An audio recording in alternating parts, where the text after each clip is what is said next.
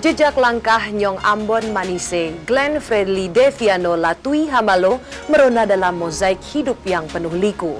Penyanyi solo yang lahir di Jakarta tanggal 30 September 1975 ini menjalani kehidupannya pada keyakinan yang teguh bahwa Tuhan menjadikan segala sesuatu indah pada waktunya.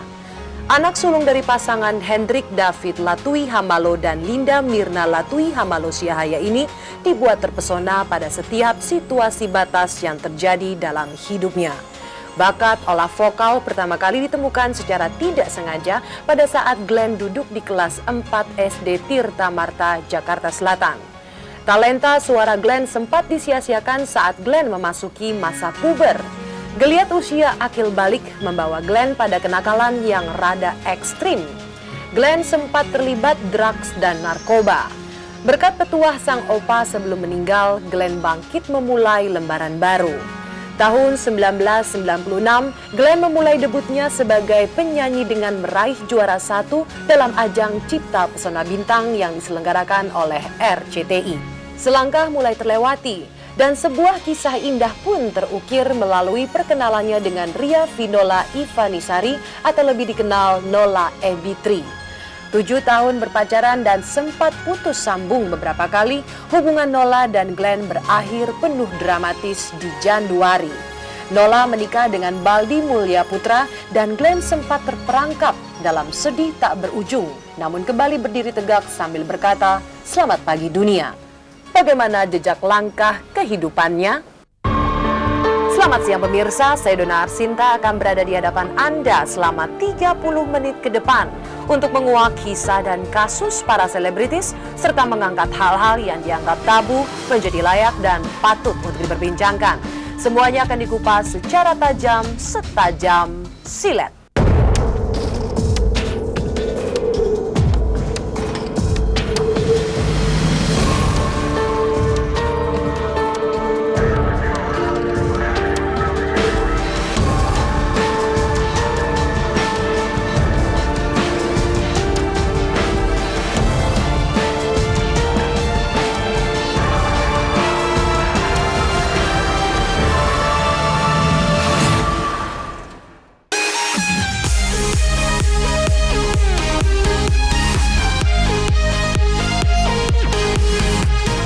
Prediksi. Gosip dari mana itu? Udah copot yang nggak lucu. Dia rusak deh kipas gue. Seger banget. Recommended banget deh buat kalian. Klub paling hype di Jakarta saat ini.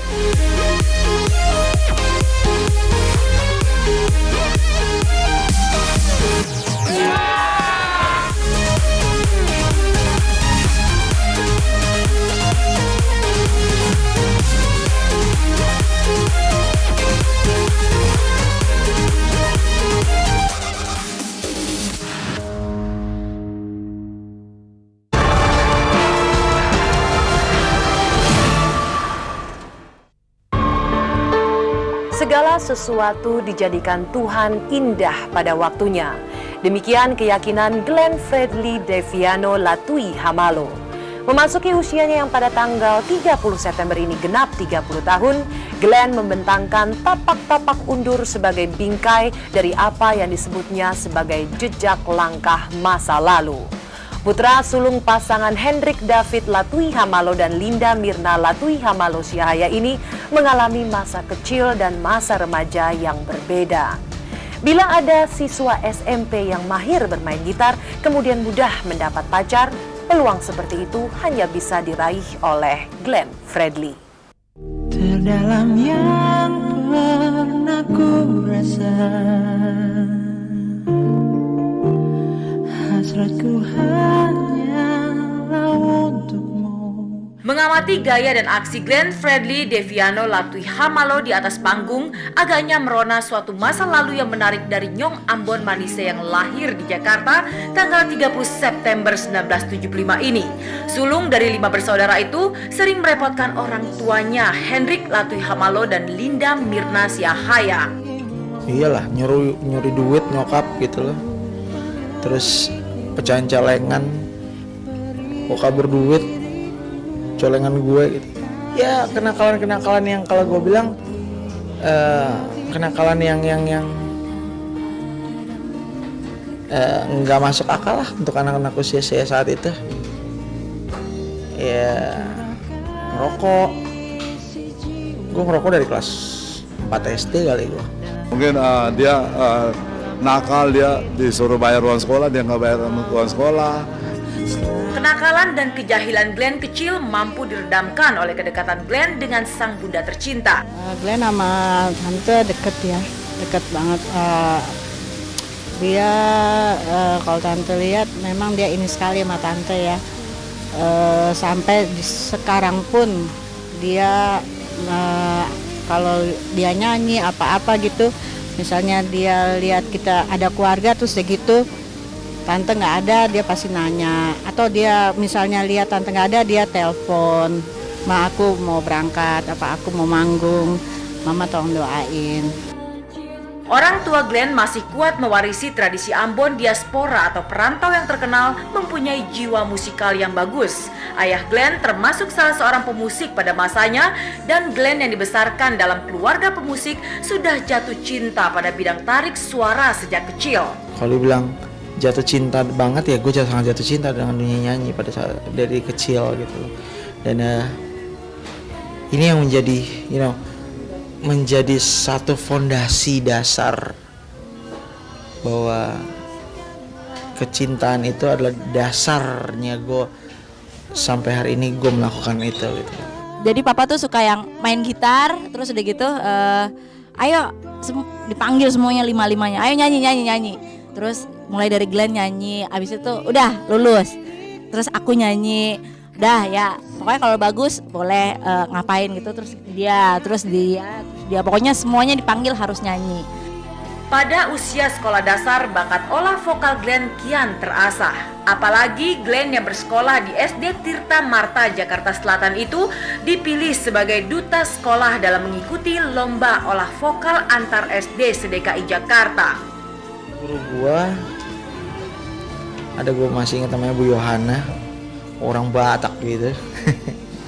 Kalau Bu Yohana denger ini sama Bu Ningsih, ada dua orang yang punya pengaruh penting pada saat itu, yang jadi turning pointnya gue. Masih gue kecil, Glenn kecil. Sama ada kepala sekolah Bu Wirakotan, kepala sekolah pada saat itu. Iya, dia ngeliat saya di daftar itu, dia bilang, "Gua jangan." Alasannya juga unik, bukan karena suara gue bagus, bukan, karena gue satu-satunya orang Ambon di sekolah itu. Dari lingkup cuma Jakarta Selatan masuk ke lingkup kecamatan dulu, masuk ke Jakarta Selatan tingkat Kota Madia ya. Kota Madia, habis itu baru ke DKI baru nasional, dan itu gue terus akhirnya juara satu di situ sampai lingkungan DKI. Wah, itu pertama kali piala gue ingat banget. Piala pertama gue yang gue dapat juara satu itu yang nyerahin Kak Seto, gue masih ingat banget. Juara satunya gue, juara duanya Reza Artemevia. Dari kecil, Glenn agaknya telah dipersiapkan untuk menjadi seorang musisi yang lengkap. Bukan hanya olah vokal yang diasah, tetapi juga kemahiran bermain alat musik, terutama gitar. Sang opa, Gustav Siahaya, membekali Glenn dengan teknik dasar bermain gitar. Dan kemampuan Glenn bermain gitar membawa berkah saat Glenn duduk di kelas 1 SMP YPK Wijaya, Jakarta Selatan. Tapi jujur ya, gue SMP itu gue ngerasa gue beruntung banget, gue bisa deket dengan bunga-bunganya, kembang-kembangnya SMP gitu. Kenapa? Karena gue udah bisa main gitar, Jack. Gue unggul dari laki-laki yang lain di sekolahan gue. Kakak-kakak kelas gue, kalau misalnya bukan teman-teman yang gak ada yang main gitar, ya gue yang main gitar. Karena temen gue bilang, "Lu sialan lu, Glenn." Karena ada temen gue sampai udah mau belajar gitar sama gue karena cuma pengen itu, cuma duduk supaya bisa karena didatengin cewek gitu loh. Biarkanlah ku rasakan hangatnya sentuhan kasihmu. Memasuki usia akil balik, Glenn Fredly terjebak dalam kenakalan remaja yang ekstrim. Glenn terlibat dalam drugs dan narkoba. Bahkan Glenn juga mengaku pernah menjual barang haram tersebut. Geliat masa pubernya membuat talenta suaranya dicampakkan secara sia-sia. Berkat pesan terakhir sang opa, Glenn kemudian berhasil bangkit dan memulai debut penyanyinya dengan menjadi juara 1 dalam ajang Cipta Pesona Bintang yang diselenggarakan Raja Wali Citra Televisi Indonesia.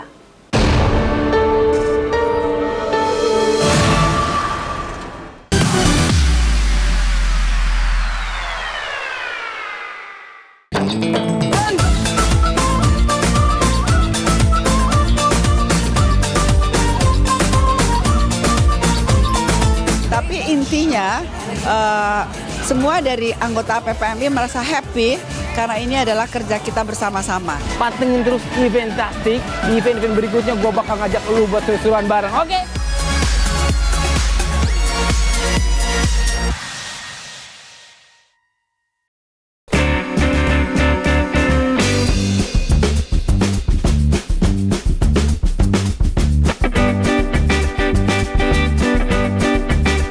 Tadi kan pas waktu kita masak banyak sekali bahan-bahannya dan itu semua terasa seperti paprika. Saya bisa rasain ada rasa paprikanya dan juga orange-nya, of course. Viewers yang mau mencicipi something different, restoran ini recommended banget buat viewers dan menu spesial ini recommended banget buat viewers.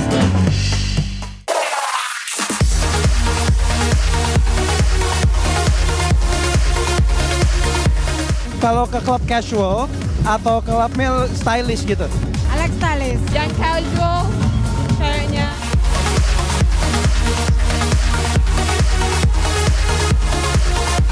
I really having a good time there, okay?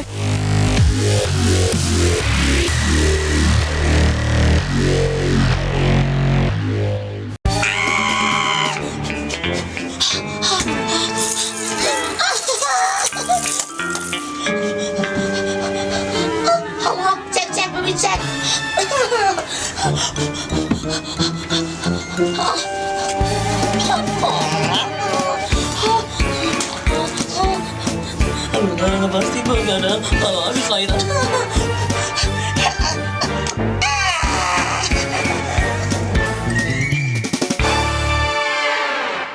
Jodohku, maunya ku dirimu hingga mati bersamamu.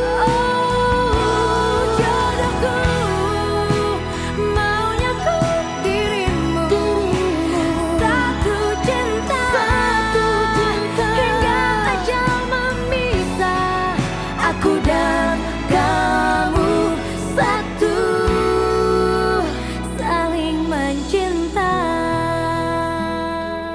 Sesuatu yang ada di hatiku, sesuatu yang ada di hatimu, sesuatu yang ada di benakku, sesuatu juga ada dalam benakmu. Sesuatu ya.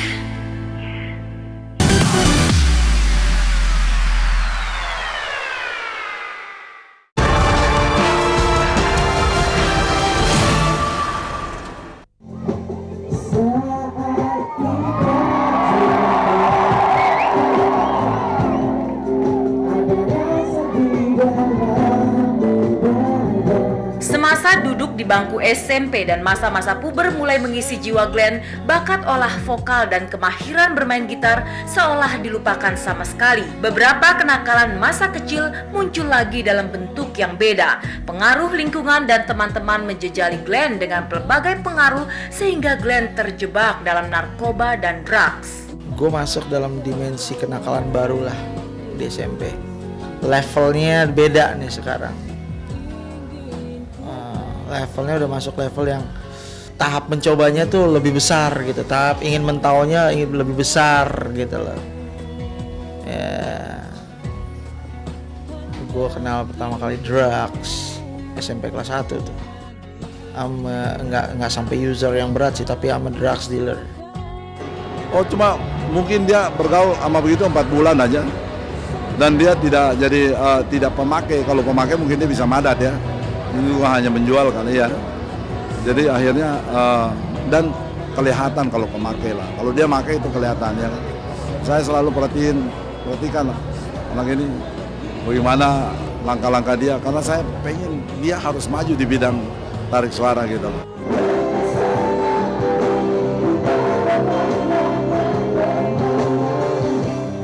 SMP kelas 1 itu dunia nyanyi gue mulai gue agak tinggalin. Bukan gue tinggalin tapi mulai agak gue anggap biasa aja. Kayak cuman oh iya gue punya hobi dulu nyanyi dari SD, gue dapet piala, oh ya udah cuman sekedar lewat aja gitu. Kenakalan alumni SMA YPK Wijaya Jakarta Selatan ini terus melaju. Glenn mulai keluar dari kontrol orang tua sampai pada saat opanya Gustaf Siahaya memberi semacam peringatan pada Glenn dalam kata terakhir sebelum meninggal. Sampai akhirnya ya opa gue sempat bilang, Glenn inget dari dunia, dari apa yang kamu punya kamu bisa jadi, dari nyanyi itu kamu bisa mendapatkan apa yang kamu mau, kamu akan ketemu, kamu akan jadi berkat buat banyak orang gitu loh. Tapi gue nggak pernah kepikiran sampai sejauh itu. Gue cuma masuk kuping kiri keluar kuping kanan kali opa gue ngomong gitu. Dan itu memang ya turning pointnya di situ pas opa gue meninggal. Semalam sebelum dia meninggal dia sempat ngomong sama gue gitu loh, bahwa kamu kapan mau nyanyi lagi gitu loh. Sepeninggal opanya tersayang, pertanyaan kapan menyanyi lagi terus mengisi relung-relung sukma Glenn muda. Walhasil, beberapa tahun kemudian, Glenn meraih juara 1 pada ajang Cipta Pesona Bintang yang diselenggarakan oleh RCTI. Di situ gue menang Cipta Pesona Bintang, gue pikir jalan akan semakin terbuka lah ya. Ya memang terbuka sih, maksudnya gue masuk TV pertama kali, gue mulai dikenal oleh publik luas gitu ya. Ya aduh mulai publik mulai mengenal gue gitu loh. Nama gue di sekolahnya gue udah jadi beda gitu loh. Prestasi juara 1 pada ajang olah vokal bergengsi tersebut membuat jalan Glenn menjadi seorang penyanyi profesional terbuka lebar. Pada tahun 1998, tepatnya bulan Mei, album pertama bertajuk Glenn dengan hits cukup beredar. Jalan Glenn menuju sukses masih berliku. Jejak langkah Nyong Ambon yang suka memakai anting berlian itu perlahan menapaki belantika musik tanah air, bukan saja sebagai penyanyi tetapi juga pencipta lagu yang top. Karena kemarin baby waktu ada si James Brown datang ke sini, James Brown mengatakan bahwa kalau tidak ada saya tidak ada Michael Jackson. Baru saya keliling-keliling dunia kemana-mana, saya baru bertemu di Indonesia ada yang lebih dari Michael Jackson, Glenn Fredly. Nah, di situ saya bangga sekali. Orangnya humble, baik dan banyak positifnya banget ya, dan kira-kira menurut aku ya orang-orang seperti itulah gitu loh, seniman seperti itulah yang kita butuhkan. Dan yang paling menonjol adalah dia menurut aku punya kreativitas yang sangat tinggi gitu loh, bukan hanya sekedar bisa menyanyi, dia bisa bikin lagu, dia bisa bikin musik, dan dia punya taste of music yang bagus menurut aku. Iya, datang dengan sendirinya. Dia pun juga dimanapun juga tiba-tiba bangun pagi-pagi gitu, tiba-tiba Kak, gitar dong Kak, gitu kan? Kenapa? Gue dapat sesuatu nih, ya udah pagi-pagi tiba-tiba pulang dari mana gitu, dia masuk studio kan, dia masuk studionya, udah tiba-tiba nyiptain lagu.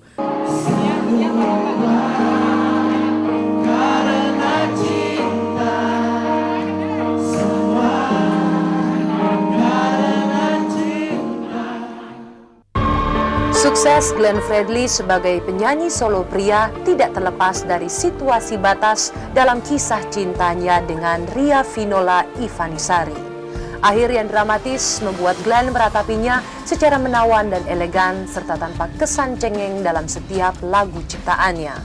Waktu pacaran selama 7 tahun serasa terlalu indah untuk dilupakan, dan begitu dalam dukanya untuk diratapi dalam sebuah kisah sedih tak berujung. Mampukah Glenn tetap bertahan kepedihan hatinya?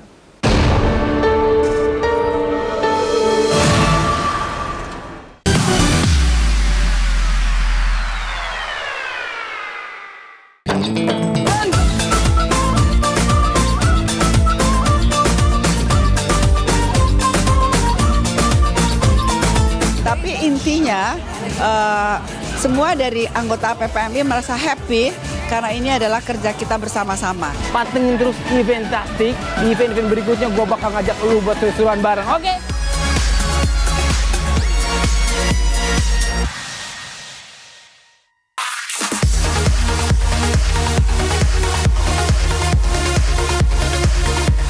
Kalau ke klub casual atau klub male stylish gitu?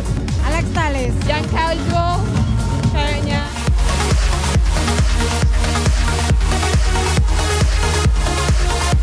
I really having a good time there, okay?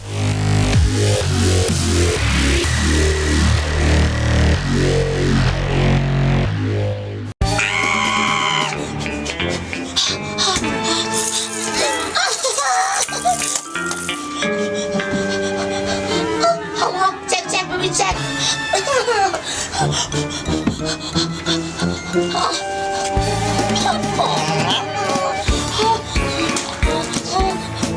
Enggak pasti gue gak ada. Aduh kelainan.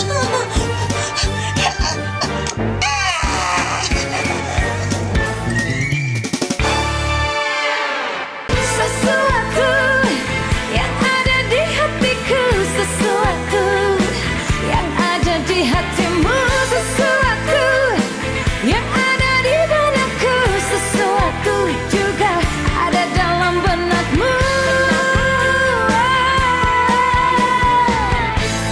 Sesuatu ya.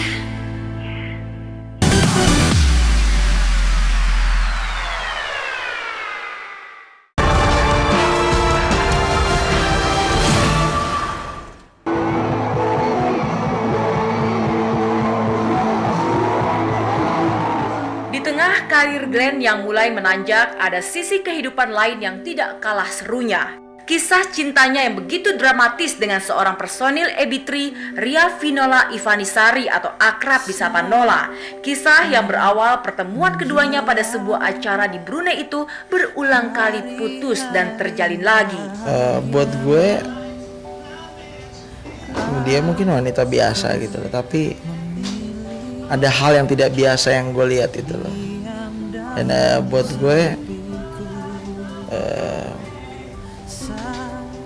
ada chemistry yang gue temuin gitu di situ. Ada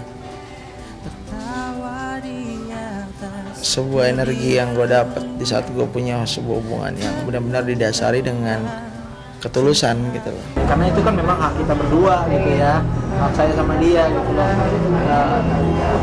Sekarang ini kita ngejalanin aja. Kalau mengenai tahu kapan atau enggaknya ya pokoknya tunggu aja lah. Jelas kita nggak ada prediksi yang gimana. Jelas hubungan tetap ada arahnya, visinya gitu. Tapi mengenai kapan dan ini waktunya saya cuma bisa bilang Tuhan aja yang Tuhan. Masih dijawab lagi Mbak. Membalikkan ke sini sama Bapak ini itu sudah cukup menjawab pertanyaan Mbak. Tuhan juga tahu lah itu kan bukan suatu hal, mungkin itu malah itu bukan suatu yang berdosa lah, bukan suatu yang harus ditakuti karena itu memang itu manusiawi sekali, orang mereka tuh memang harus gitu loh. Ya itu masing-masing orang juga punya jalannya juga beda-beda. Kurang lebih 7 tahun Glenn dan Nola menjalin kasih dan pada bulan Januari tahun 2003 kedekatan rasa yang dilandasi ketulusan itu kandas. Dan pada saat itulah ratapan kepedihan hati Glenn memintal keajaiban. Lara hatinya yang dituangkan dalam album bertajuk Selamat Pagi Dunia meledak di pasaran. Di segala sesuatu ini buat tulus dari hati pasti akan nyampe kan? Sampai ke hati juga, pokoknya gitu. Jadi dia mungkin dan kayaknya orang Indonesia sukanya lagu-lagu melo gitu, makanya meledak kali lagunya gitu. Sering juga sih ya, waktu itu ada yang bilang katanya, wah sering-sering aja Glenn nih putus atau patah hati biar lagunya juga lagunya biar lagu-lagunya seru gitu. Aduh.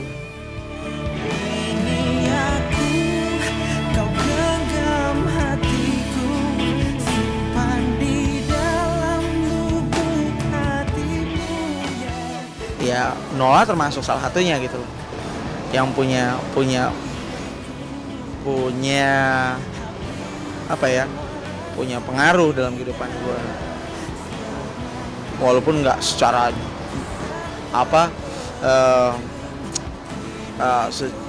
nggak seluruh segi kehidupan gue bergantung sama dia, tidak, tapi dia memberi sesuatu dalam kehidupan gue gitu. Itu gue akui gitu. Jelas kehidupan sudah berbeda. Dia udah punya kehidupan sendiri yang intinya bukan menghargai aja, tapi lebih dalam daripada menghargai. Gue mencintai gitu loh dia secara utuh berserta keluarganya. Pernikahan Nola dengan Baldi Mulya Putra menyisakan Glenn yang sepi sendiri. Hingga saat ini belum ada hati yang bisa memikat laki romantis yang selalu memakai topi dan celana buntut itu. Atas dasar inilah menjelang ulang tahun Glenn yang ke-30, desakan menikah kian kencang dideraskan ayah dan ibunya. Mudah-mudahan di tahun ini atau tahun depan awal dia sudah bisa menikah, karena orang tuanya sudah pengen ngomong cucu gitu. Ya Glenn kan ini mau ulang tahun nanti tanggal 30, umurnya juga 30 gitu. Jadi gimana Gen? Ada enggak yang udah Glenn rasa untuk temen Glenn seumur hidup nanti? Gitu aja. Menyongsong ulang tahun sang anak yang saat ini tengah show di Belanda, sebuah kejutan dari ibunda menantinya kembali. Dan bila aku berdiri tegar sampai hari ini, bukan karena kuat dan hebatku, semua karena cinta, semua karena cinta, tak mampu diriku dapat berdiri tegar. Terima kasih cinta. Glenn mungkin suaranya nggak sebagus kamu, tetapi Mama baru kali ini nyanyi yang Mama bisa persembahkan untuk Glenn. Sukses selalu untuk kamu. Tuhan Yesus berkati kamu. Amin. Terima kasih Tanteku. Kehidupan Glenn Fredly menjadi simbol bahwa ada rahmat yang mengalir dalam setiap situasi batas kehidupan manusia. Pengalaman kegagalan bukan saja sekedar guru yang terbaik, tetapi juga mampu memacu energi kreatif untuk mengatasi keterbatasan manusia dalam dimensi ruang dan waktu. Sebab segala sesuatu dijadikan Tuhan indah pada waktunya. Nah pemirsa, semoga tayangan kami tadi bermanfaat bagi Anda. Dan jangan lupa saksikan terus Silet. Ini aku, kau genggam hatiku, simpan di dalam lubuk hatimu. Tak tersisa untuk diriku, habis semua rasa di dada. Selamat tinggal, kisah tak berujung. Kini ku kan berhenti berharap. Perpisahan kali ini untukku akan menjadi kisah sedih yang tak berujung.